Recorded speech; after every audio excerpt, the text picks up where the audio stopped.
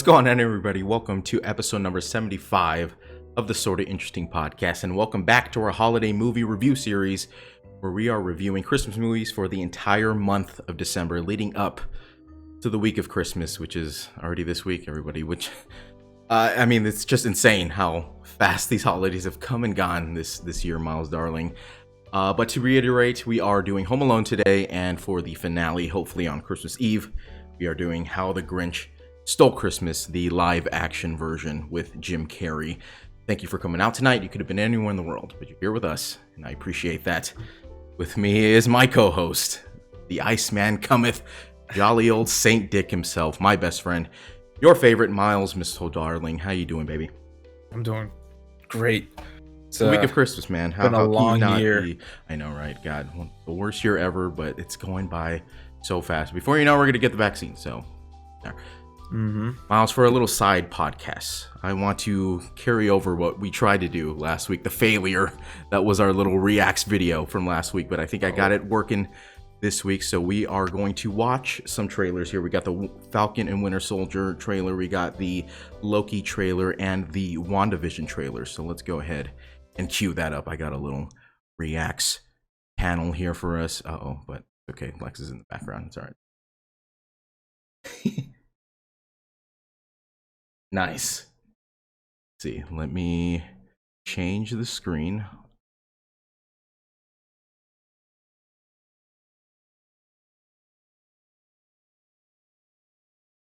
Okay. Can you see that?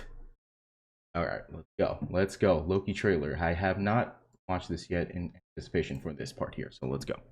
You hear that? Okay, good.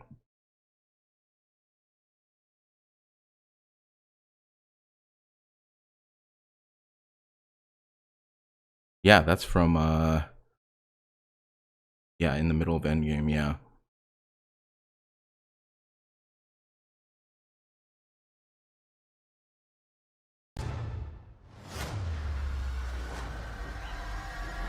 They set that up really well. Ooh. Dune. God, he's a beautiful man. That Tom Hiddleston. Yeah. My goodness. Whoa. Mongolia?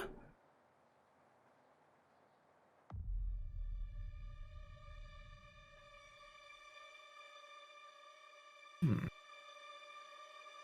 you know where this is? I don't even know what me somewhere to kill me. Whoa. What is going on? Take you someplace to talk. Look, it's Where I don't like to talk. it's the red car from Cars. Oh shit, that is him. I was like, I know that face. Ka-chow. Wow. Oh shit, that is fucking Owen. Nice to see Owen again. It's been a long time, huh? He's looking like You'll catch up. He looks, yeah, I thought it was him. I was like, how is he? Don, or not Don? It's his counterpart. Who's that? Whoa. Glorious.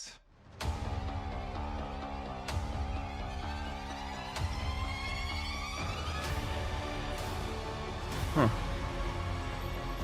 I have no idea what's going on. This is awesome. What? Some alternate universe kind of galaxy far, far away. Oh shit. What? Was that Black Widow? Yeah, looked like it, huh?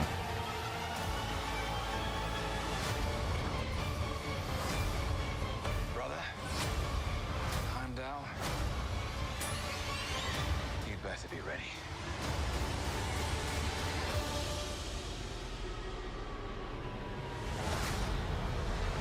Oh shit, he's going back to Asgard. Oh, that's sick.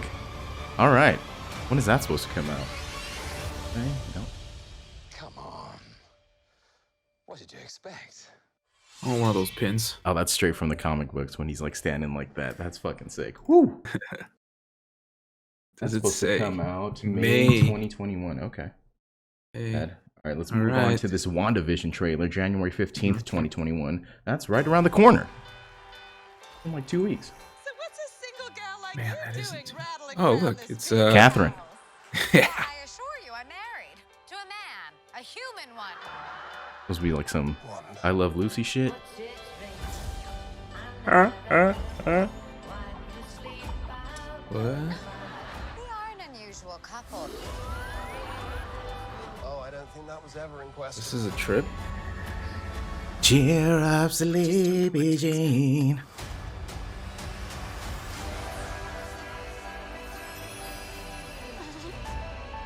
What kind of reality are they living in?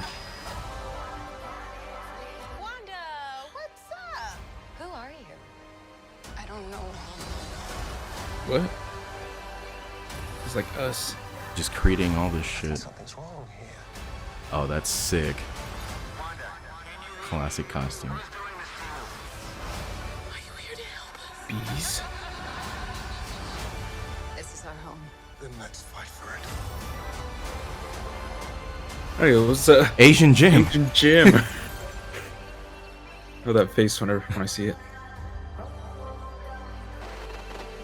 So apparently WandaVision is supposed to... Well, I think we handled that well. Oh, okay. Well, I guess that's supposed to have some kind of connection to Doctor Strange and the whatever Mind of Madness or whatever. So that's gonna be interesting. Yeah. Mind of Mencia. Oh my god, that's a fucking callback. Holy shit, Mind of Mencia. Barlos. Next one here is where's the fucking Falcon and Winter Soldier? I fucking oh, it's right here. I skipped it. You started watching it without me. I know. I think I just tested it.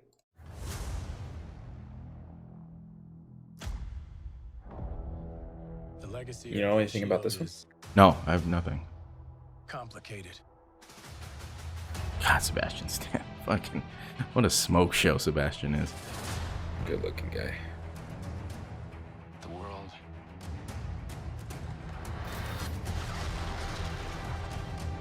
It's upside down. I know the villain from Civil War is supposed to be back in this. Whatever his name is, like Nemo or some shit. Nemo. Zemo. Zima.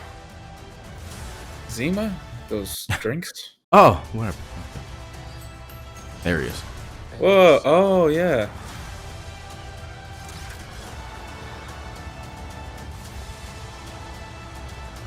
So what's our plan?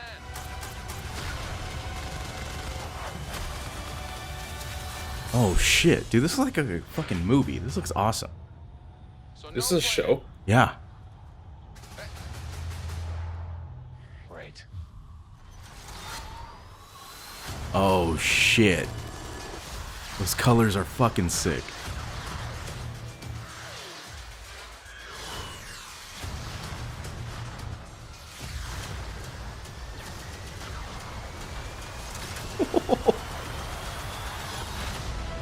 That's the most action we've seen from Falcon out of like any MCU movie ever. Holy fuck. know. That looks All he does- fucking sick.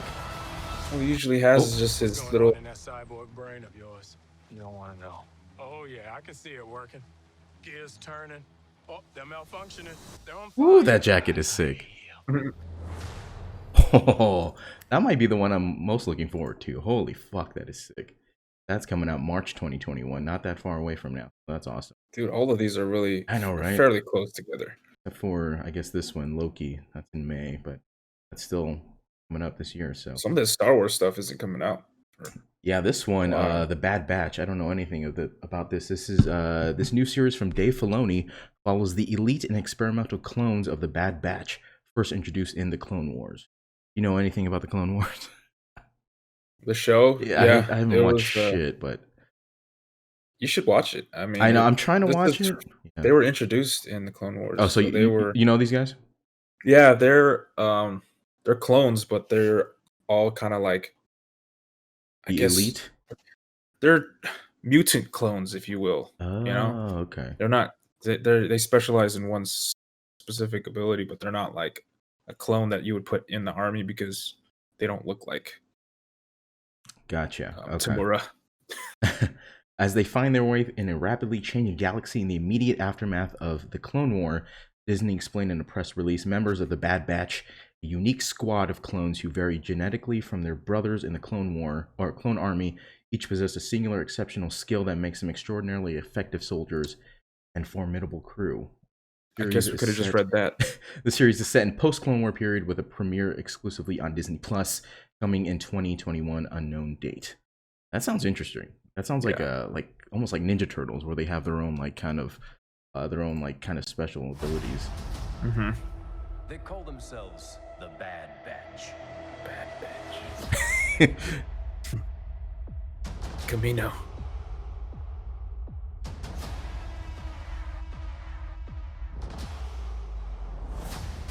This animation is so sick. Mm-hmm. Looks like a cutscene from a video game. Looks awesome.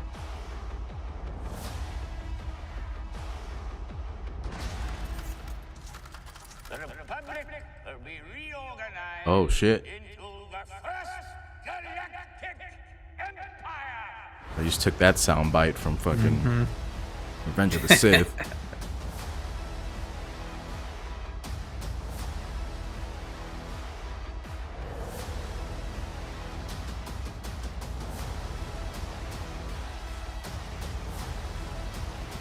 Oh shit, this is dope.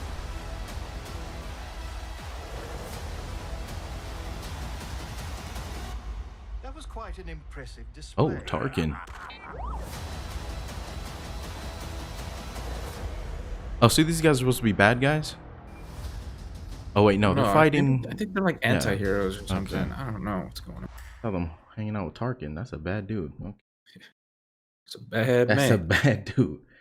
Let's see. Miss Marvel, another first look. Fans were treated to the first sight of Iman Vellani as Kamala Khan in the Disney Plus series Miss Marvel, due to hit the service next year.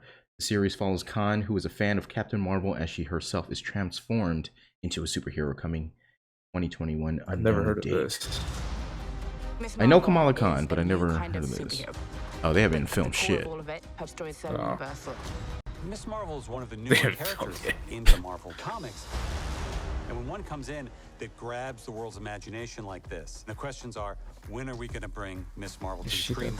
Pakistani Marvel woman? first came out, we had such an Yeah, some incredible kind of Middle reaction. Eastern. I It know. was so Yeah. incredibly something like popular because everybody could see themselves in her. I never saw a young teenager of color, specifically a Pakistani, in a comic that. book. Yeah, Yep. Pakistani, Are you nice. kidding? Promised you'd be cool. I am cool. The casting process was vast. When we discovered She looks like a Pakistani Iman, Haley we Steinfeld. knew that Oh, she she was does. Kamala Khan. It was unanimous decision. Yeah, I can't comprehend this right now. And then, of course, we've got a really incredible team of directors: Bilal Fallah, Adel Al-Arabi, Mira Menon, and Sharmeen Obaid-Chinoy. And all of them are taking Well, the that's- material and elevating it. Those are some names. Very few of them. It's about a teenager figuring out who she is and about relationships. Family and friendship is at the heart of the MCU canon. That's what's so exciting about the story that we're bringing, is that we're going to introduce you to a new family that's also going to be part of the wider MCU. I guess they just had family stuff. What? Interesting.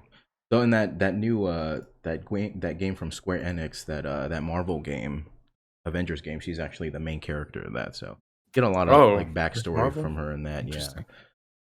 Let's see. Andor. I think this is the last one here. Andor. Tony Gilroy, who is a writer and reinvented the spy genre with the Bourne movies, is behind this Disney Plus series that sees Diego Luna reprising the role of Cassian Andor from Rogue One, a Star Wars story. Also in the cast, Stellan Skarsgård. Okay.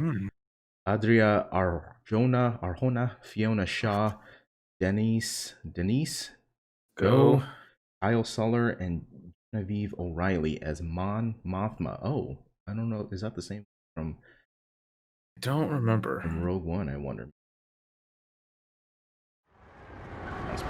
That looked like CGI straight up. Yeah. Oh, hold up. What is this though? Oh, this is just from the movie. Yeah, it's from Rogue. Everything I did for the God, Diego, such a fucking brilliant actor. Love him. Everything I did. Rogue One, in many ways, He the said, film "Didn't I that do it connected again?" new audiences with the oldest fans. It was a bittersweet feeling, you know, on the premiere. Ah, look at that hair. Knowing Fantastic. That it was just one film, Riz. but then magic happens, right? As you can see, we're getting ready. We're building stages, we're rehearsing, we're training, we're trying costumes, we're doing everything to make sure we do the best show. I'm really excited having the chance to explore Cassian. It's really fun to go on a set that is emulating something you like so much. the enormity of this is like doing a big feature film. It's very cinematic. For me, that's where the excitement is. 12 episodes, 12 scripts, over 200 12 episodes, wow. members, over Limited 6,000 series. crowd people, a lot of creatures that come in from the creature department. We treat this exactly Them like shits you better would be an hour long if There's it's a no limited difference series. in our approach. Every creature and droid that we've been building has the same care and level of attention to detail as the previous films. It's huge, it's thrilling, but also it's wonderfully Oh challenging. gosh, all that for There's tons of possibilities to I mean, explore. It is the obviously engine they of have evolution. resources and like some of the sets they already have built from other. It's just piling on these shows. Damn, that's a sick ass fucking logo. I like that. Andor, that is dope. Woo! There's a lot going on. There's a lot going on. Oh man. Well, that is our. I think there's also this too, but it was just Patty Jenkins pretty much announcing she's going to be making a Rogue Squadron movie. So that's going to be pretty cool. That's not going to be until 2023. I'm not even going to go into that right now. But Patty Jenkins, yeah, the same director as Wonder Woman, so that would be cool. I'd like to see her in the Star Wars universe. Mm-hmm. Myles, if people want to see more like that, see more content where it's not just a movie review, where can they find our podcast and our Patreon to donate to? Our podcast can be found at sortainteresting.com.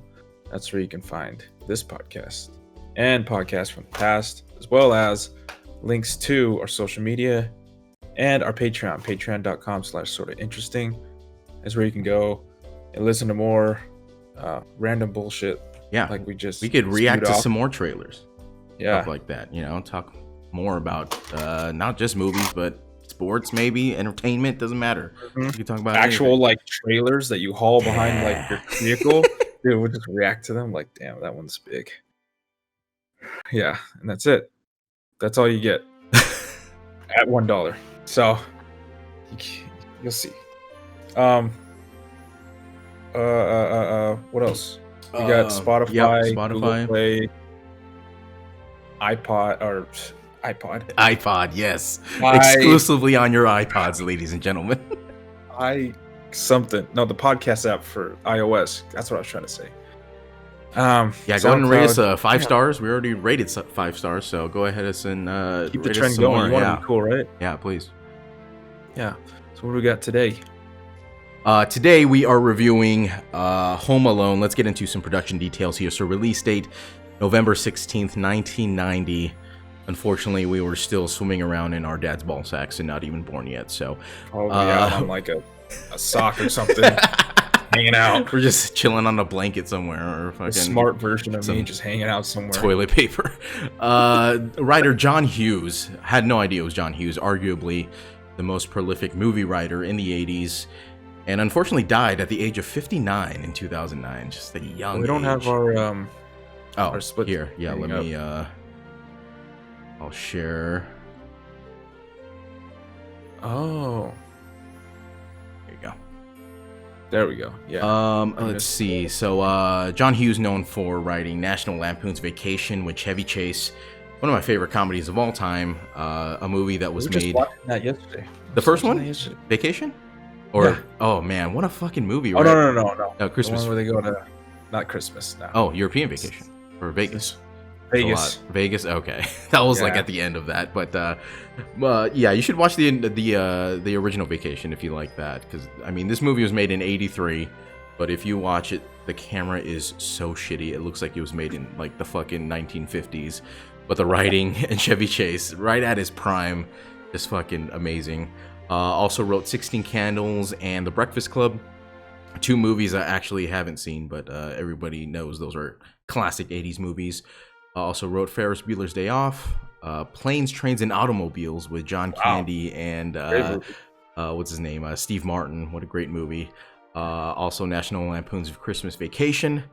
Top 5 Christmas movies for me. Absolutely. Hands down. Have you seen Christmas Vacation? I have. Okay. I vaguely remember it because I remember Las Vegas that's the one I watched. Yeah, Vegas Vacation. Yeah, because that came out when we were growing up, right? So, yeah. And, next year we'll do. Oh yeah, absolutely. Christmas Vacation for and sure. Planes, Trains, and Automobiles. Yeah, is that a Christmas movie? I heard it's a Christmas movie. I don't really remember. I watched it when I was a kid, but Sometimes it is. it is, Yeah, right? Okay. it That's what helps. I've heard. You know, yeah. Is it kind of like the same way like Die Hard's a Christmas movie where it's like set around Christmas way, time? yeah. Okay, gotcha.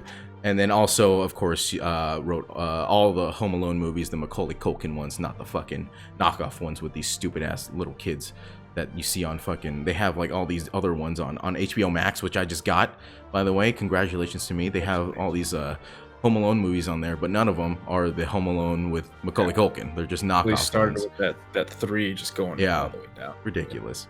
Director, a regular around this podcast, of course, Chris Columbus. Heard his name many times during our Harry Potter podcasts.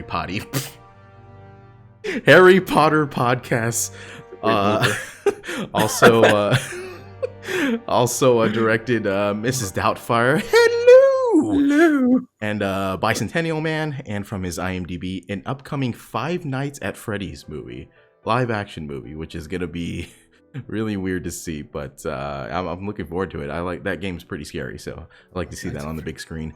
Budget, a surprising $18 million. That's it. I mean, you can find that under your rich grandma's couch. Box office, an extremely profitable $477 million. Good for them. The runtime 1 hour 43 minutes. Again, just hitting that Christmas sweet spot. Hands down, been my favorite part about these Christmas series. Just the quick movies. Just knock these out like no problem. Mm-hmm. But Myles, what were your initial thoughts of Home Alone before we get into a plot rundown here? Yeah, it's very traditional in a sense, like missionary, yeah, Christian Christmas movie. You know, I always think about celebrating Jesus' birthday when I watch this movie. That's right. Yeah, it's a feel good because he's getting at the I don't remember watching it for the first time. Really? I just remember always watching it. Like, I don't know. I just remember always watching it during November, December. Right. Obviously, they won't show it any other time. I think it's illegal to show it at any other time of the year. It kills the Christmas magic when you watch it outside of Christmas. It's like, okay, it's just another. The only one that gets away with it is like Nightmare Before Christmas. Yes. Yeah. You know? Yeah, that one I can watch. Yeah. But yeah, it's a quintessential holiday movie that just it hits home. It's very nostalgic. It's like it's a great movie all around. It makes me want pizza. It makes me want a gun. It makes me want the pizza. God snow. Damn it, man! Yeah, makes me want a pet tarantula. I don't know. What a fucking weirdo! Who has a goddamn pet tarantula around? Get a better pet than that, man. It also makes me want to know what the hell Kevin McAllister's father did. Exactly. Yes. Holy send his whole family of like 12 on vacation, plus his mooch and a brother. Yeah. First class international? Are you kidding me? France? Right? Paris? I'll say. Wow. What does this man do? Anyways. With like fucking 12 bedrooms in that house? Ridiculous. I know. I love it. What about you? Initial reaction and reaction like now. Like even 12, 20 years later, whatever. And man, this movie is the movie that I will always for the rest of my life think about first whenever Christmas comes around. This is the movie, most classic and probably the most iconic Christmas movie for me since I was a kid. It's probably honestly the first movie I remember watching, or first Christmas movie I remember watching ever in my life. I remember watching that shit on VHS all the time when I was a kid. And of course the plot, pretty cool, right? Who doesn't want to be home alone doing anything you want? But man, looking at this now, you really start to realize how fucked up this plot can actually be. Like, first of all, the fucking mom being so distracted that she left this kid in the fucking basement is so fucked up. And now that I think about it, just how terrified I would be. Was it the basement or the attic? Or attic, yeah, the one up top, right? That's the attic, yeah. So yeah, leaving the kid in the attic is fucking ridiculous, and how terrified I would actually have been if I was Kevin McAllister and two dudes were trying to break into my house, not once but multiple fucking times, I would be scarred for life after that. Oh yeah, Like- straight up, like how the real Macaulay Culkin is probably. Yeah, I know, right? We'll definitely get into that in a second here. But I don't know about you, Miles, but when I was a kid staying home alone, like every fucking movement outside, I was like, "What the fuck is that?" Like I was outside, always, inside. Yeah, There's like they're already in here. Even They've in- reached. you just assume like, "Oh, I'm dead." They're already inside. Go through scenarios like, what's closest to me? What can I strangle them with? And fucking my mom was an asshole when I was growing up. She was like, "Hey, if you make too much noise, the cops are gonna come get you. All right, they're gonna know you're home alone, and you're gonna get got." So I was always like fucking like looking out the windows and shit. Like, oh fuck, I gotta hide. Anytime like a fucking someone would knock on the door, like Jehovah's Witness, I'd be like, I gotta hide in my own fucking house. They can't see me, but I gotta hide. Little did you know that your mom would be the one in trouble. I know. Doing stuff Right? like I was that. I'm like fucking 12 years old, like fucking looking out, like sketched out, bro.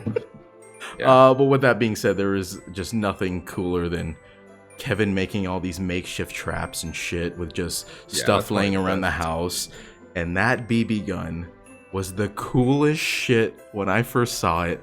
And I wanted to do that part where he shot the little soldiers off the thing so bad when I was a kid. Shot the window, the yeah, the little window yeah, off. he shot the little like the spatula off. I was like, oh fuck, dude, that is so sick.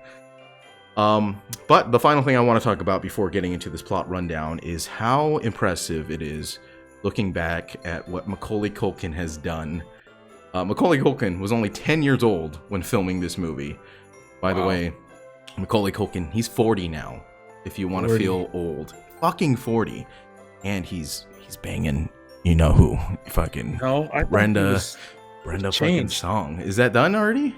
Is that done? I feel like that's done. Oh, okay, but I mean, it's done. Did though? You know what I'm saying? That and Mila Kunis. I mean, this is the kid. I mean, he's living the life. It's crazy. I thought this said who is Macaulay Culkin doing now. It just says what is. He's actually doing what we're doing. He's just doing podcasts and stuff. You know, he's just hanging out. Yeah, Bunny Ears podcast. Yeah, Bunny Ears podcast. But can you even imagine at 10 years old doing something like this? Not just this movie, but like 3 other movies and like all these other movies that aren't even Home Alone. Like, I don't even remember what I did that year, but I do know I was a piece of shit little kid and not nearly as capable as what Macaulay Culkin was doing at that age. I mean, like, what were you doing at 10 years old, Miles? Do you even remember like anything at 10 years old?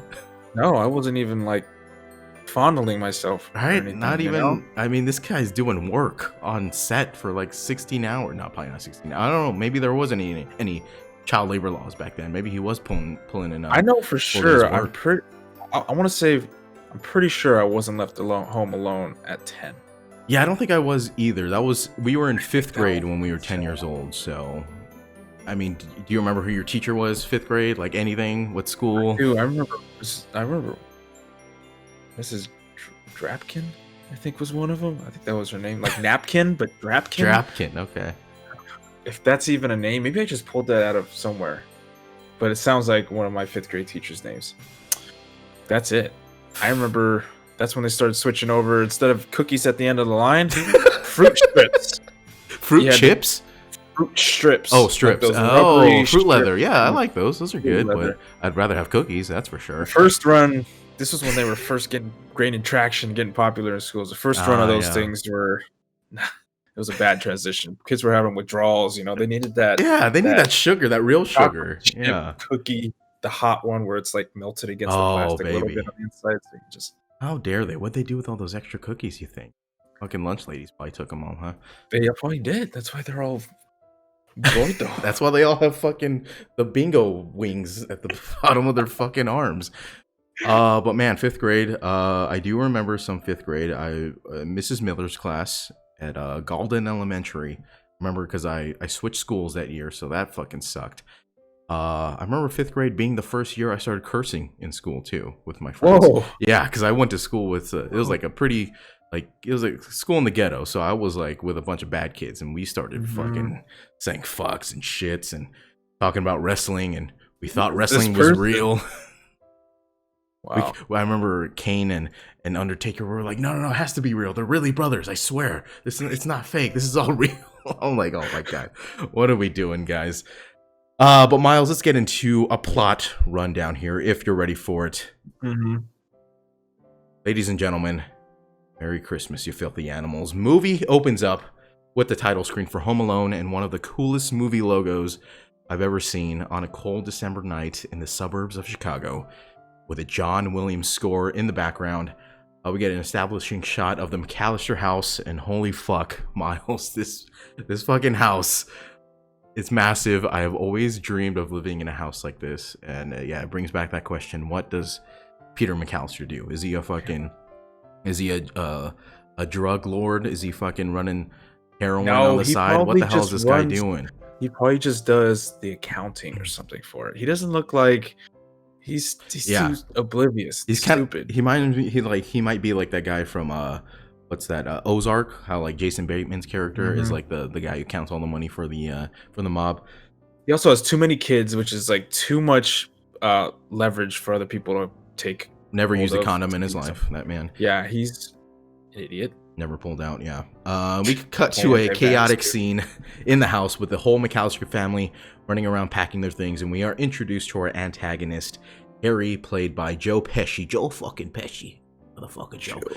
Who was posing as a police officer trying to get some info on where the family is headed to. We are introduced to the parents, Kate and Peter McAllister, played by John Hurd. Rest in peace, died in 2017 at the age of 71. And the lovely Catherine O'Hara, who are all packing their bags when Kevin McAllister, played by Macaulay Culkin, walks in complaining about some shit. And right away we get an idea of what a little fucker this kid is. Yeah. The mom is trying to have a conversation on the phone, and he's just talking away and jumping on their bed and shit and just being a goddamn nightmare. Then back downstairs, Harry is trying to find any adults living in the house. He's talking to kid after kid, and we get a picture of how big this family actually is, and all the cousins and aunts and fucking everybody living there, or just there to stay the night. And upstairs, Kevin is telling his cousins how he doesn't know how to pack a suitcase. Has never done it before, which I get, because I don't think I've packed my own suitcase till I was fucking like 16 years old. So yeah, I didn't even start dressing myself until I was like, yeah, I don't know, 22. No, what? And then all of Kevin's cousins just bully him and call him helpless. And one of his sisters says, "You're what the French call les incompetents," and tells him he's going to have to sleep in a bed with his cousin Fuller, who wets the bed after he drinks too much soda. And then Kevin has enough of all these people and says, "Fuck all y'all," and says he wants to move out and live alone. And then cut to his brother Buzz's room, where he is, where we see his pet tarantula. We're introduced to their creepy neighbor, referred to as Old Man Marley. We see him outside salting his driveway, and Buzz tells Kevin and another one of his cousins a story of the South Bend Shovel Slayer. Now, back in '58, he murdered his whole family, half the people on his block, with just a snow shovel, and has been hiding out in his badass neighborhood story right there, bro. Yeah, fucking just a shovel, just taking out the whole neighborhood. Then later that night, a pizza man from Little Nero's arrives and has a fuckload of pizza. Yeah. I mean, like, how many people are in this house? Like, maybe 10, 12? And he has literally, like, a pizza for each of those fucking people. I'm like, how much pizza do you need? How it should be. Yeah, I know, right? It might as well. All of this adds up to $122.50, which honestly doesn't seem like that much for that amount of pizzas. So maybe it was just simpler times back then, Myles. And then the dad, Peter, finally makes his way downstairs to meet Harry. And then Harry wants to make sure Peter is taking the proper precautions during the holidays because of all the burglaries. And Peter tells him they have an automatic timer for their lights and locks on their doors, and leaves before Harry can get an answer to where they're actually going. And in the kitchen, we see everybody just munching down on this delicious looking pizza. We learn that they are leaving at 8 a.m. for the airport tomorrow morning. Oh, yeah. And then sauced up nice. Ooh. In the background, get it all sauced up. Then Kevin is the last to get to the kitchen, and now all the cheese pizza is gone. To which I say, grow the fuck up, Kevin. Okay, even I didn't eat just cheese pizza back then. I am team pepperoni always and forever, even when I was a kid. I always needed something a little extra. Cheese is just the most boring fucking thing. I need that little saltiness to the pepperoni. You know what I'm saying? Even 4 cheese, it's like, yeah, there's 4 of them, but there's you can't even taste the difference. It just all tastes the same. What the fuck is 4 cheese? Is a fucking ripoff. And then Kevin's brother Buzz starts fucking with him about the pizza, and Kevin tries to tackle him, knocking over glasses of milk on the counter in the process all over the passports. Then Peter starts cleaning up the mess and accidentally throws away one of the airplane tickets. Idiot. And then Kate starts yelling at Kevin, and Uncle Frank yells out, "Look what you did, you little jerk!" Dude. Prove me wrong, Uncle Frank, the true villain of this movie here. Hands down. Fucking asshole, Uncle Frank. And then we get a great shot of everybody cleaning up this mess in the kitchen, where they just pan around and everybody's just like fucking wiping down the counters, just eyeballing Kevin. Then his parents have enough of this bullshit and take him upstairs to sleep alone in the attic, right? That's the attic. And then Kate runs into Harry and tells him that their family is taking a trip to Paris. And then Harry flashes a smile at Kevin. We see a gold tooth with a little twinkle in it, which I totally thought was a real thing when I was a kid. My dumbass believed that gold teeth actually give off a little shine like that, and I always thought it was so cool. And then Kevin... Yeah, and then Kevin gets real nasty and tells his mom he doesn't want to see any of you jerks ever again, and storms upstairs and has a wish in his head. That's not even an overreaction. Sometimes, I just don't want to see him ever again. I just want to have alone time, man. Just sometimes. He just needs to bust that nut off upstairs, and then I'm good to go. He said, I gotta figure out what's going on down here, okay? I gotta figure out this situation right here. You yelling at me, awaken something. Because just smelling that pizza just got me going, Mom. And then he has a wish in his head saying, "I wish they would all just disappear." They cut to the middle of the night with a strong wind blowing over, and a tree branch falls over, cutting the power lines, turning off all their alarm clocks. Then the next morning, a transport van has arrived and are waiting for the McAllisters. Kate wakes up to see the time and yells at Peter to wake up, and more chaos ensues with that classic John Williams score in the background. Which I always thought was just a song that they used for the movie, but apparently it's a classic, like quick, that quick, like fast montage. Yeah, I always thought that was just a song they used, but it's an original song from John Williams. I did not know that either. Yeah, right. And then we see the whole great house. Song then. I know, right? It stills like panic and wanting to, get up and get everybody moving. I always thought that song played during the airport scene, but I was wrong. And then we see the whole house in a rush to leave. And then the transport employees are packing up the vans when Mitch Murphy from across the street comes to check by things and is a fucking chatty Cathy, this kid. He's like, "How fast does this thing go? Does it have automatic transmission? Does it have 4-wheel drive?" And the driver's like, "Get the fuck out of my face, kid." Got a Hemi. He's like, "Get the fuck out of here, kid." Then the McAllister family finally make it outside, and Heather takes a head count of all the kids and accidentally counts that little fucker, Mitch Murphy, as one of them. They are off to the airport, but they only have 45 minutes to make it to an international flight, Myles. 45 minutes. That's not... Exactly. Right? Nah. Even, during the time period, come on. Even domestic flight, 45 minutes? I'm like, yo. No. I fucking... He had TSA pre-check. Yeah, exactly. I mean, there's fucking 12 of you. Good luck, I don't even think that was a thing back then either. Yeah, pre 9/11 though, Myles. You gotta think pre 9/11. So. Oh yeah, they could probably just walk through like, "Oh, sir, you forgot to put your bag." Hey, you forgot your 9mm, sir. You want to take this with you? You want to mail this home? You can keep the ammo with you. And just the stress of this, I fucking hate. I already have so much anxiety going to the airport to travel. I'd like to I'd be like, fuck it, we're not making this flight. If it was 45 minutes international, I'd be like, cancel it. Let's stay home. We're not making this shit. I'm not gonna risk going there, getting embarrassed. Exactly. Oh my god, I already have so much anxiety going to the airport to travel. Honestly, if I could, I would probably spend the night at the airport the night before a flight. That's how anxious I get about making flights, Myles. And then we cut to the airport, and the whole McAllister family. Right? I mean, why not? It's just that's you get to just chill out and just wait for the flight. My dad was always telling me, he always he flew a lot, so he's right.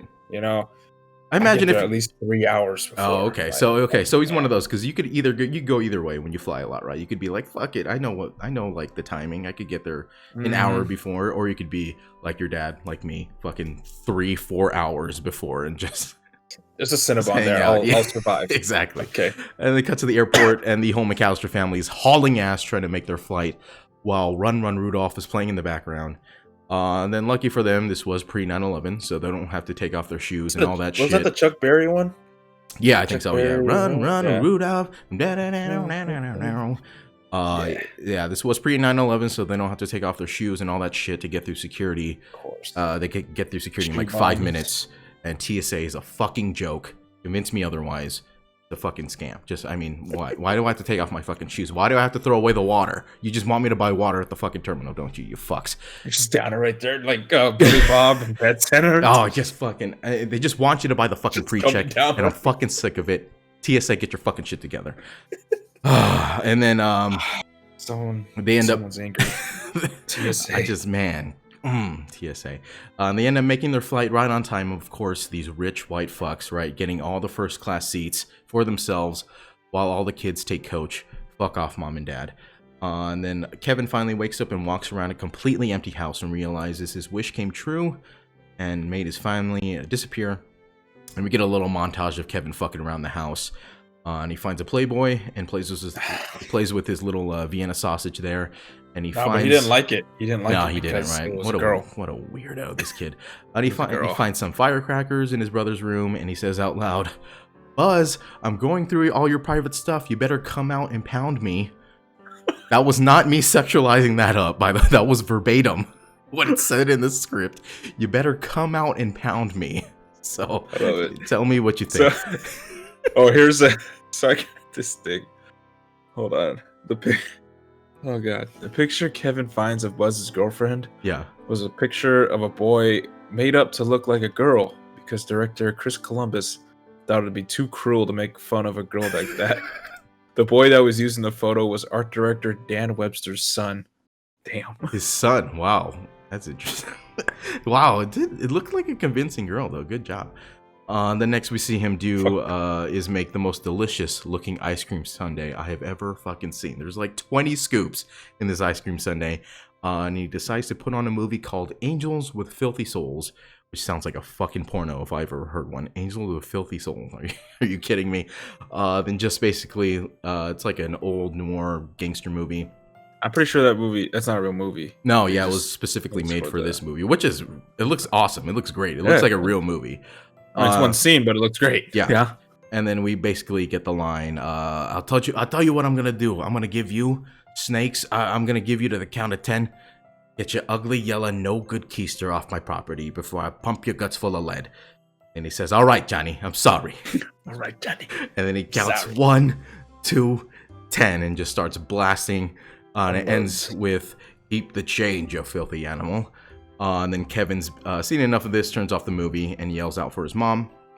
And then back on the plane, Kate gets the feeling that they are forgetting something, and Peter tells her it was the garage that they forgot to close. And then Kate says, "That can't be it." And Peter asks, "What else could we be forgetting?" And because he's a terrible father, of course, he just doesn't even remember. They're both terrible. Terrible, right? Both of them. And then Kate finally realizes what it is and yells out, "Kevin!" The next thing we know, the other McAllister adults are comforting Kate, and the captain has been alerted, but the phones at their house are still out of order from the power outage. Then Kate starts to question what kind of mother she is, and in chimes in fucking Uncle Frank, their true villain, saying, "If it makes you feel any better, I forgot my reading glasses." And then if I was Kate, I'd be like, "Uncle Frank, why don't you just open that emergency exit and jump the fuck out? Because you're no goddamn help right now. Why don't you never come to my house ever again? I want you to switch to coach. You just lost your fucking first class privileges for the night." And then later that night on the streets of Chicago, we see Harry again as his normal criminal self. We are introduced to his partner in crime, Marv, played by Daniel Stern. And then Harry has all the info on all the families that are gone on the block and knows the exact time of all the automatic timers for their lights. And they spot the McAllister house, and Harry says that's the one. That's the silver tuna. Then inside the house, Kevin is watching the original animated Grinch movie, which is very good and is a classic, but I will fucking fight you and your dad in his prime if you think that holds a fucking candle to the 2000 movie, How the Grinch Stole Christmas. Count on it. Bring your dad over. Yeah. I'll fight him too. And then Marv and Harry pull up to the front of the house, and Kevin hears their door slam and wakes up to see them creeping around outside. They try to enter the house through the basement, but Kevin smartly turns on all the lights in the house. Then Marv and Harry assume the McAllisters are still home and decide to bail. And then Kevin is completely terrified at this point and is hiding underneath his parents' bed. At this point, I'm fucking calling the cops if I'm Kevin McAllister. I'm telling them to send the whole fucking squad over. Red alert, okay? Bring your shotguns cocked, locked, and ready to rock, everyone. What if they just said on there, like, there's already one at your address, sir? Sir? Just hangs up. Oh, God. It's just the wind, sir, and just hangs up. Jeez. The plane finally lands in Paris, and it's another mad dash to get to a phone. They start calling everybody on the street to check on Kevin. And they can't... Payphones. Yeah, payphones. Jesus fucking Christ, man. And then Kevin finally emerges up under the bed and says, "What the fuck am I doing? And hiding under a bed, I ain't no punk ass bitch. I'm the H and IC here, okay? I run this shit." And he struts outside like a big shot, saying he's not afraid anymore. I'm not afraid anymore. And then when suddenly around the corner emerges old man Marley carrying his shovel, and before he can say anything, Kevin screams in his face and runs back inside and totally doesn't even lock the door. He just closes the door and runs upstairs. I'm like, come on, kid. No wonder you deserve to get fucking whatever's coming to you. And then back at the French airport, aka l'aéroport Francois, Kate, l'aéroport, and then Kate finally gets a hold of the police department, telling them her son is home alone and asks them to check on him. The police officer arrives that night and knocks on the door, but Kevin is too scared to open the door. So what does this fucking officer lazy fuck do? He just says, no one's home, and then tell them to count their kids again. Like, wouldn't they fucking know that one of their kids is missing? Like these goddamn Chicago police officers, huh? No wonder why they have the highest crime rate in the country right now. At the front desk, Peter is trying to find a flight back home. And he's talking with a French airport employee, but unfortunately, there are no flights available for another 2 days. And then Peter tells Kate they should just go to his brother's place and then wait for the police to call back. But Kate says, "Fuck off, Peter," and decides to stay at the airport and to wait on standby. And the next morning, Kevin is fresh out the shower and decides to rub some aftershave on his face. He gives that iconic yell with the "ah!" And then Kevin goes back to Buzz's room and climbs some shelves to get a tin box, and everything is crashing down because he's an idiot and doesn't know how physics work yet, I guess. He opens up the tin and steals Buzz's life savings, which is like $5 in all singles. And his pet tarantula is now on the loose. And then Kevin heads outside and sees Marv and Harry's van parked outside the Murphys across the street. And inside the Murphy house, Marv and Harry are looting the place, and Marv just being the fucking sloppiest burglar of all time, making just all the goddamn noise in the world. Their answering machine goes off, and Peter leaves a message giving them the number to his brother's phone in France. And then Marvin listens to the message and realizes they are indeed in Paris. And then Kevin arrives at the store and runs out with a toothbrush after seeing old man Marley again with a bloody hand. And then a police officer sees Kevin shoplifting and then gives chase, but Kevin gets away. And then this whole scene, I was like, there's no point to this scene. Let's just let's cut all this out. He's like, if there was a point, it would have been the officer tailing him. Yeah, you know. I mean, and he's they should have followed him back home. Yeah, that would have been cool. Yeah, tailed him and then seen like, oh, it's just what's going on here. But this or whatever, I don't know. This fucking fat ass officer, he just gives up like halfway through. Yeah, he's like, hey. And then back at the Murphy's house, Marv and Harry about to leave, and Marv stuffs some towels in the sink and floods them. And then Harry asks him, "What the fuck is wrong with you? Why you always got to do that shit?" And then Marv tells Harry it's their calling card because they are the Wet Bandits. Then Harry starts driving down the driveway without looking and stops right before hitting Kevin. And Kevin does my favorite scream in this whole movie. He just looks at it. Ah! He doesn't even bother to move. Yeah, he's like, ah! And then he's like shell shocked and he just turns. He doesn't even move. He's ah! And then he just walks away. And then Harry rolls down his window and starts yelling at him and ends it with a "Hey, Merry Christmas, kid," and then flashes him a smile that we saw at the beginning of the movie with the gold tooth giving a little twinkle. and Kevin realizes who he is. Then Marv and Harry start following Kevin down the street. And Kevin picks up the pace and starts running and ends up at a church where he hides in a nativity scene. And then Kevin runs back home and says, when those guys come back, I'll be ready. Later that night, Marv and Harry come back to the McAllister house and see a party going on with dancing and fucking rocking around. Michael Jordan at this party, bro. Yeah, dude. We cut to the inside, and Kevin's got a bunch of mannequins rigged up with ropes and is moving them all while he's Very dancing. smart. Yeah, it's really cool. And we see that cut out of the GOAT himself, Michael Jordan, which is sick. And then Marv and Harry drive out of there and decide to come back tomorrow. In Paris now with the McAllisters. Peter's on the phone trying to get a hold of people, but nobody's available. And we do a lot of cutting back and forth here. A lot of airport, a lot of McAllister's house. So at the McAllister's house, the little Nero's pizza bag guy is back again for delivery, but Kevin doesn't want to let him know he's home alone, so he uses the Angels with Filthy Souls. That's the name of the movie. Hey, you're welcome. He uses the Angels with Filthy Souls as a soundboard and tells the pizza boy to leave the pizza at the door and to walk away, and plays the scene we saw earlier with the machine guns firing. And the pizza boy runs away. I just remember thinking how cool that was when I was a kid. But watching this kid's so clever, right? He can't look both ways when crossing the freaking sidewalk. Or remember to pay for a toothbrush. Like, at least just put the toothbrush down and then walk away. But stealing from keep it in his hand. The Asians own the casino now. The Asians own the casino, Al. Fuck, motherfucker. Fuck. But yeah. What? But I mean, I remember thinking how cool that was. But watching it now, I'm like, come on, dude. You really gonna fall for this shit? The pizza guy, you're gonna fall for a fucking sound coming from a TV. This is why you are doomed to be a pizza boy for the rest of your life, kid. Because you're fucking probably like the jock in school too, you know? Yeah, he's probably like he's probably 30 years old at that point, still a pizza boy. Yeah. Just fucking. That's why you're the rest of your life you're gonna be a fucking pizza boy because you're falling for stupid shit like this. You'll never be a pizza man.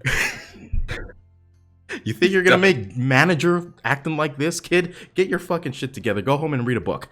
Then we cut to Kate at the airport trying to sell off anything she has to get a ticket back home. Then an old couple ends up giving her some tickets.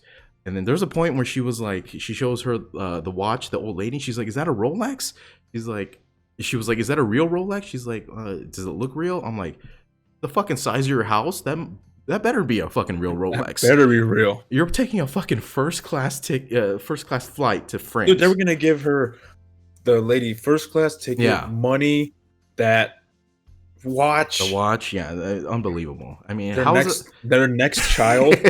I'll make one for you. Yeah, right now, right. Your here. husband could give me one right now. I'll just carry it for you. Back at home, Kevin is in his parents' bed watching Johnny Carson. He pulls out a picture of his family and asks hot dog down a hallway at this point, though.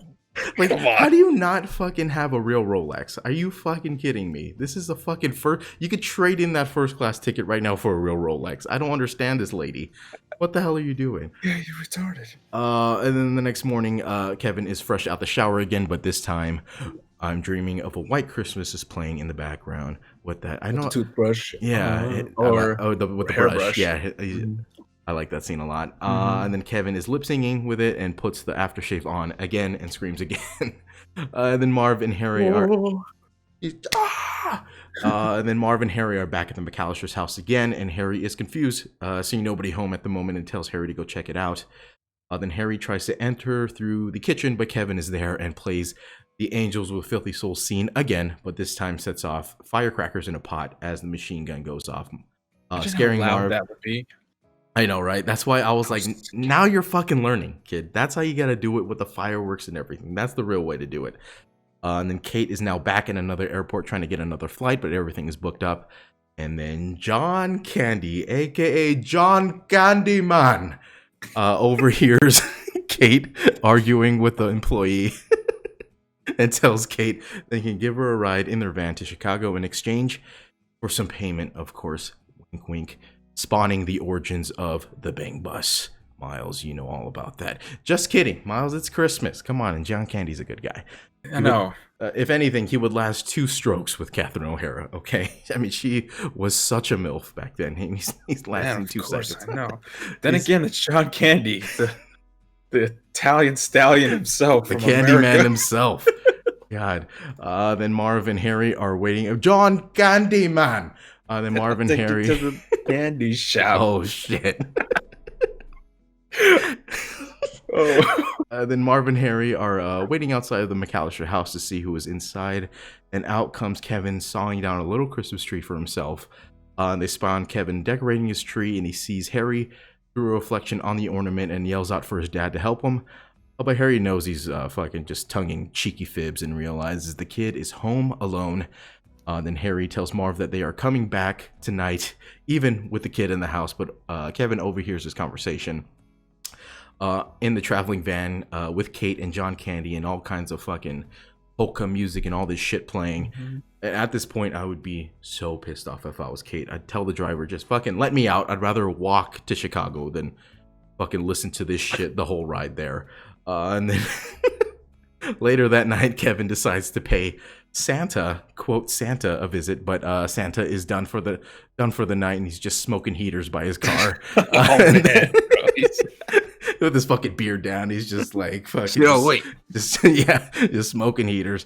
Then he asks this fake Santa to ask the real Santa to bring his family back, and Santa gives him a couple of green Tic Tacs. But dude, shout out to those orange Tic Tacs, Myles. You remember those ones, the orange ones, the little like highlighter orange ones? I used to go through like a 1 pack of those a day when I was a kid. Like they were fucking. Overall, TikToks just fucking suck now, but I thought they were, you thought they were like healthy. Yeah, there's so much sugar. Probably. They read no sugar and no calories. Oh, that's right. Yeah, do you know the reason why?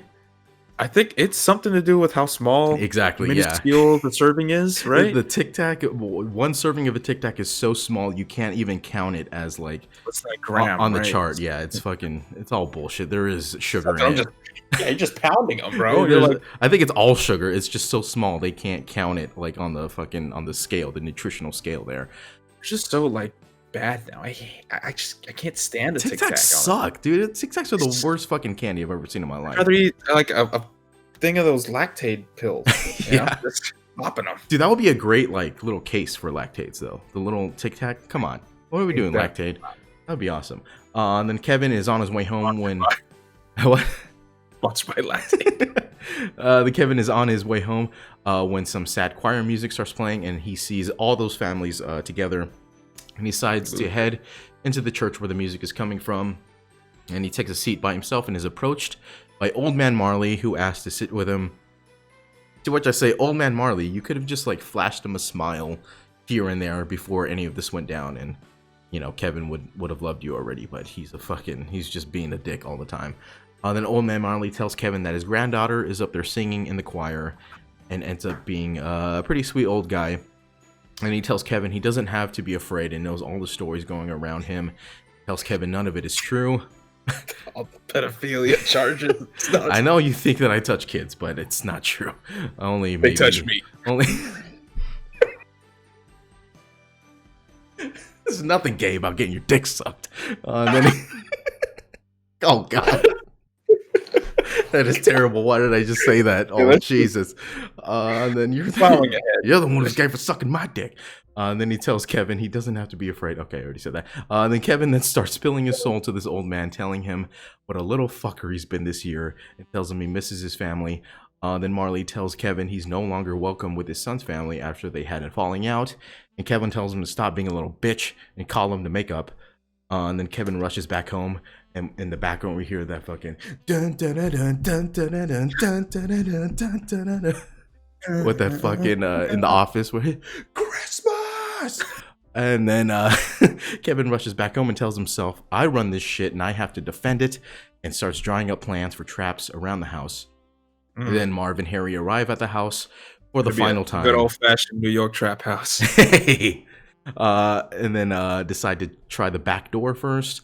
And then Kevin loads up his BB gun and tells himself, "Let's fucking go. This is what we trained for.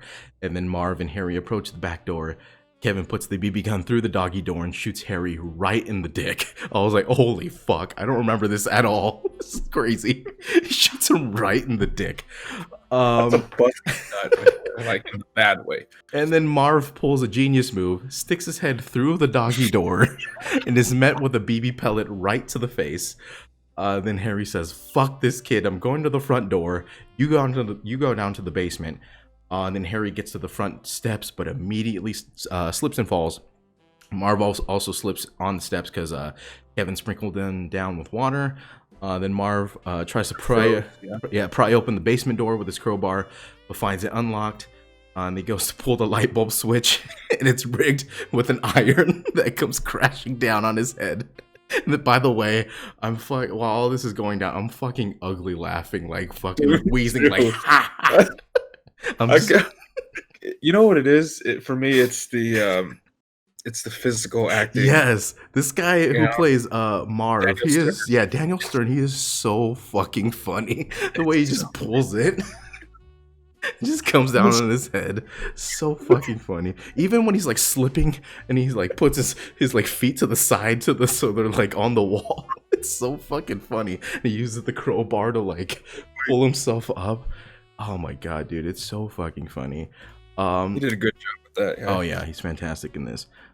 Then Harry finally reaches the front door, but Kevin has rigged it with some sort of like heating device. And it burns Harry's hand, and he has to go back to and put his hand in the snow, which was a shot-for-shot scene from Raiders of the Lost Ark. I don't know if you remember that. Like, he grabs the part where like a Nazi guy, like grabs a necklace, and then he burns it, and he goes into the snow and puts it in, and he also has like the mark of the necklace in his hand. I never even noticed that. And then Marv tries to climb up the stairs of the basement, but the tar Kevin put on the steps. It's so good because all you see is shoes just on the steps, and then you see like a sock coming off of his foot. Dude, and he goes, and he ends up stepping on a big ass nail. Yeah, it just barely goes in, and he falls back down the stairs. The scream that he lets out, it goes from so silent good. To. Yeah, like it's completely silent, and then he steps on the nail so slowly. But let me tell you, I sort of did this once as a child. I stepped on a needle as a kid, and I had the same exact reaction, but with more crying. So it does hurt. And then Harry goes back to the back door and finds it unlocked. Kevin has rigged it to a blowtorch right at Harry's head. Dude. And then it just burns the top of his head off, which is fucking brutal. Then Harry enters the house into the dining room where Kevin has set up a glue trap and blows feathers into his face. Then Marv sees an open door in the living room and climbs through it and steps on an ornament trap with his bare feet. And this part is always looks so fucking painful. And it made me scared of ornaments breaking. Like when I was a kid, I was like, "That's when like." He walked through it? Yeah, it looks like I was always scared to break ornaments. I was scared I was gonna walk on them. Then Marv and Harry finally meet up and make their way towards the staircase. And slip and fall on a toy car trap.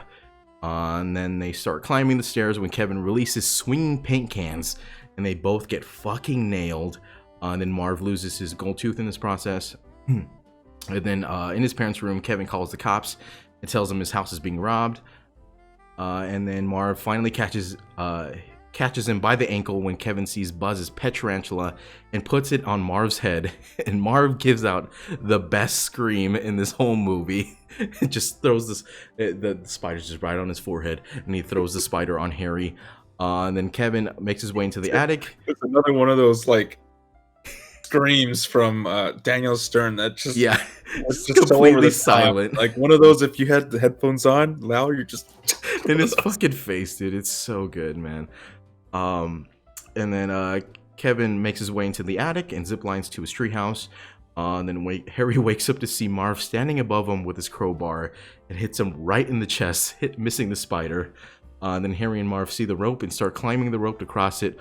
But Kevin puts up the little shears, and then Joe Pesci's like, "Go back, we gotta go back, climb back." But Kevin cuts it anyways. And then Kevin runs into the basement of the house across the street, but Harry and Marv are there to catch him. And then they they hang him on a wall, but old man Marley is there to hit him over the head with his shovel. And then the police finally arrive and tell them, nice move for leaving the water running. Now they know every house that they robbed. And as the police car drives off, Have Yourself a Merry Little Christmas starts playing in the background, which is a good touch. And then Kevin gives him a little smile and a wave to Harry as he is being taken away. Then the next morning, Kevin heads downstairs calling for his mom, but she isn't there. So Kevin heads back upstairs and hears his mom walk through the front door. Then Kevin asks where everybody is, and in walks in the whole family. And Peter tells Kate, like nothing happened. Peter tells Kate that they took the morning flight home, which is the one she didn't want to wait for. So basically, she sold all her shit and rode in that van with a bunch of fucking sweaty fat dudes for nothing. Mm-hmm. They probably had their way with her. Exactly right, the bang bus. And then the movie ends with Kevin looking out the door to see old man Marley reunited with his family once again. Just makes you Merry all Christmas, everybody. Choked up inside, and that was a nice moment. That is the end of the movie. Myles, what were your final thoughts of Home Alone? Again, quintessential Christmas holiday movie that it's the tricks, it's the physical acting that keeps me coming back, and the fact that it's a movie that just reminds you of a certain time that everybody loves. You know, it makes you feel warm.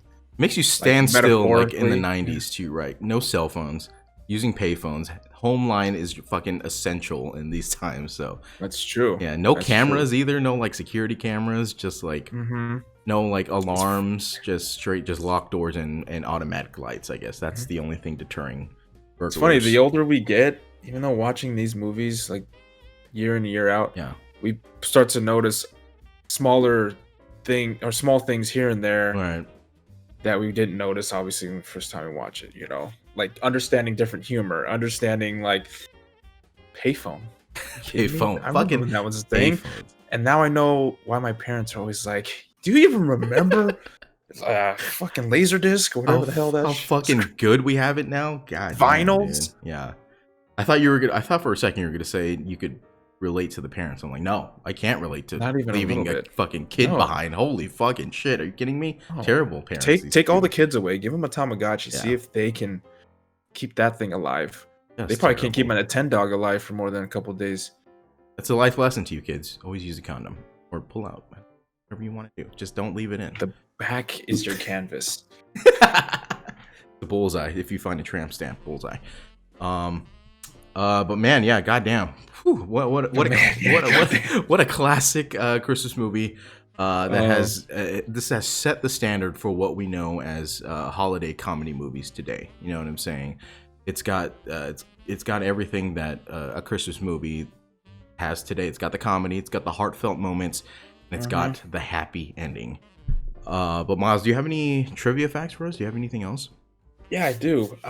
I do. It's an older movie, so you know, the older these movies, the more trivia comes out, and then there's, you know, and so this one is really interesting, and I hope that.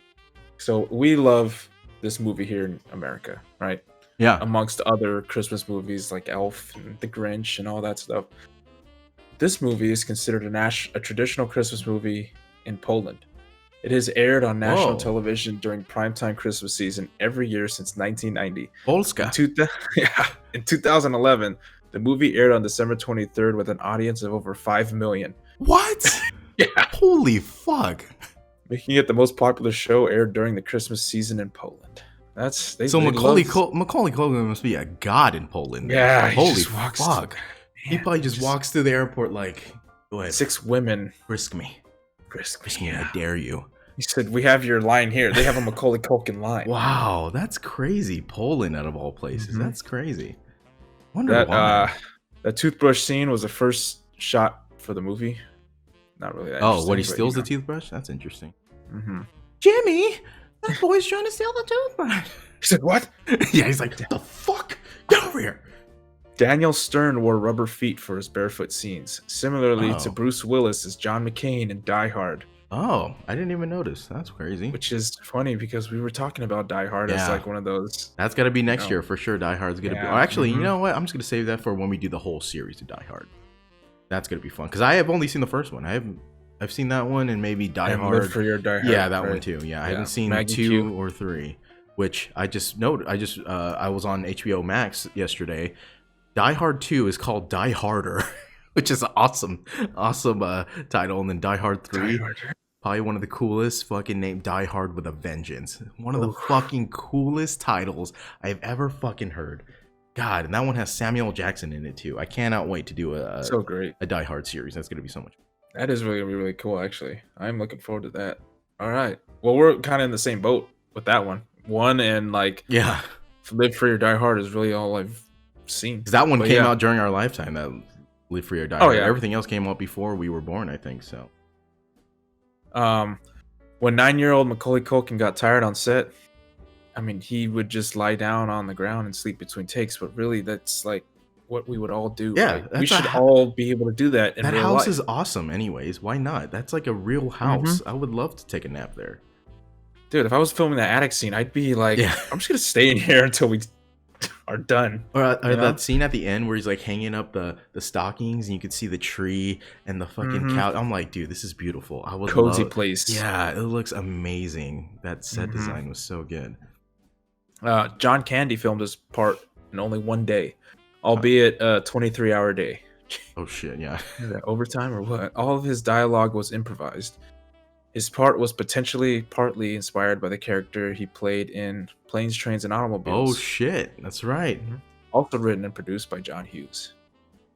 John Candy, man. The pages on the Playboy magazine Kevin looks through were taped together. That wasn't semen, that was tape. So young Macaulay Culkin wouldn't see any nudity. Oh, lame. Why not? Yeah, give the kid a little something, you know? I would actually like to read that one because, in all seriousness, the cover of that said, like, reporters bear all. I'm like, that's cool. I'd like to see some reporters bear it all. KTLA 5. Dude, what's that one lady's name? That fucking, that Asian lady on that, like on Channel 9 or something? Got her name. Man. Such a smoke show. Oh, I know what you're talking about. Yeah, you know what I'm talking about. There's a lot. Yeah.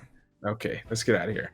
During rehearsal for the scene where Harry attempts to bite off Kevin's finger, Joe Pesci actually bit Macaulay Culkin, leaving a small scar. That's like child abuse. You go to fucking jail for that. Oh fuck. We got a few more here. Macaulay Culkin's stunt double was a very short 30-year-old man. What the hell? So good. How lucrative is that career? You're just being a stunt double for children. That is so weird. If this makes you feel any better, Christian, the ornaments on which Marv steps on were actually candy. Oh, nice. Okay, made out of sugar probably. That's cool. Yeah, like those like breakaway glass things. That's cool. John Candy. Here. Oh wait, this was. I had another John Candy one here. Does it have to do with Cool Runnings? No, it has to do with him dying. No. Really? Oh, shit. Oh, he died on Catherine O'Hara's 40th birthday. Oh, man. And she gave a nice eulogy at his funeral. I know. It does. The movie that Kevin watches on videotape is not a real movie. Say, there it is. But That's footage cool. specially created. It looks so good, dude. It looks like a fucking old movie. It looks awesome. It's a play on Angels with Dirty Faces, a movie that came out in 1938, starring James Cagney. I like this title better. Angels with Filthy Souls. Straight porno. Awesome. The line, "You guys give up or are you thirsty for more?" was improvised. Macaulay Culkin drew the map that his character uses to set up the traps. Pretty cool. And then Catherine O'Hara revealed in 2014 that Macaulay Culkin still calls her mom. Wow. That's very heartwarming. Yeah, that's about it. Okay. Let's do a ranking right now. So number 1 we got Bad Santa, and number 2 we got Christmas with the Cranks. Do you think this? I personally think this movie is better than Christmas with the Cranks, but I still think Bad Santa is better than this. Just in terms of watching it now, I just had more fun watching Bad Santa than, even though this is a classic. Like I said, it is the classic Christmas movie for me. But It is a classic. I haven't seen Bad Santa nearly as many times as I've seen Home Alone. it's true, yeah. But that's not. It doesn't automatically make Home Alone better. It just means, you know, I could watch Home Alone when I was a kid. I would say, yeah, I would agree with you there, because just because of that, you know, I we're think, older. I think now it's just like Bad Santa is just more relatable as us adults going Oh, through it's this so good. bullshit So good. called life, you know, just drinking our lives away. That's what we all really wanted. Yeah. Then Home Alone was just a simpler time, of course, not really realistic, but it does remind me of a time when we were kids. But and then Christmas with the Cranks, as good as it was, it's still, obviously it's not top tier Christmas movie, but still a classic. Nah.